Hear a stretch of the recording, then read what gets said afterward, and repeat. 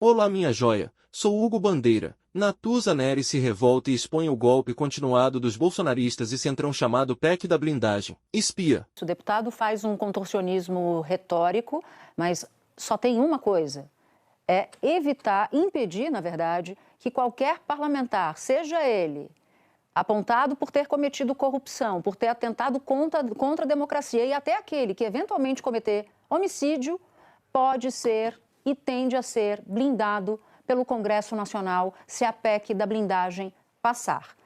Qualquer contorcionismo retórico, nesse momento, não vai colar.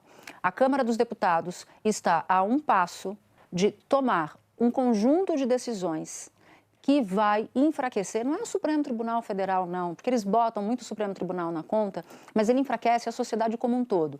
Já é uma instituição super fechada, pouco transparente, em que não se vê a operação do lobby, a gente não tem acesso às agendas dos parlamentares, a gente não tem acesso a absolutamente nada, nem às emendas, nem a detalhes de emendas com o nosso dinheiro, nós não sabemos. Está lá o ministro Flávio Dino do Supremo mandando abrir plano de trabalho, obrigando que se entregue plano de trabalho para 900 emendas, que somam 700 milhões de reais, e algum parlamentar acha que vai convencer alguém da sociedade brasileira que o caminho deles é no sentido da transparência? Não é no sentido da transparência. Se fosse, não se colocava em pauta um conjunto, um pacote de maldades como esse. Mas é mais do que um pacote de maldades. Dá para a gente achar diversos adjetivos diferentes para esse pacote. Quando eu falo pacote, estou juntando a PEC do foro privilegiado, mas não só. Sobretudo, a PEC da blindagem e a anistia.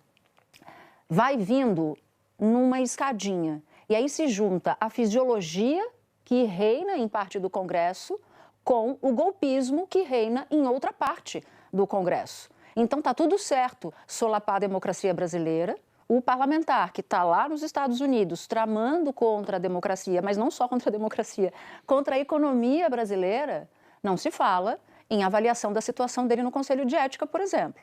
Não se fala em definição da situação de Carla Zambelli no Conselho de Ética. Flor de Lis, que todo mundo sabe qual é a história, demorou, olha, um tempão para que o plenário avaliasse o caso dela. Sentou em cima. Desculpa, Natuza, com um detalhe que ela já tinha sido condenada na justiça por homicídio do marido. Exatamente. Então, condenada por assassinato, o Conselho de Ética levou um tempão ainda para avaliar o caso dela. Exatamente. Então, tudo passa a ser permitido. Se muita coisa já era permitida antes, avalie quando esse pacotão de maldades passar, esse pacotão de impunidade passar.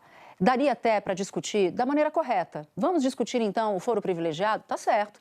Tem gente séria que diz que o foro privilegiado tá errado que fique no Supremo Tribunal Federal. Mas como é que é uma discussão séria sobre isso? É uma discussão que requer tempo, comissão, parlamentares discutindo à luz do dia e não na calada da noite. Nós não conhecemos o texto que vai à votação.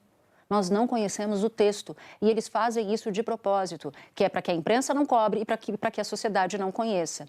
E enquanto muita gente assistia a isso calado, essas pautas vão passar a rodo.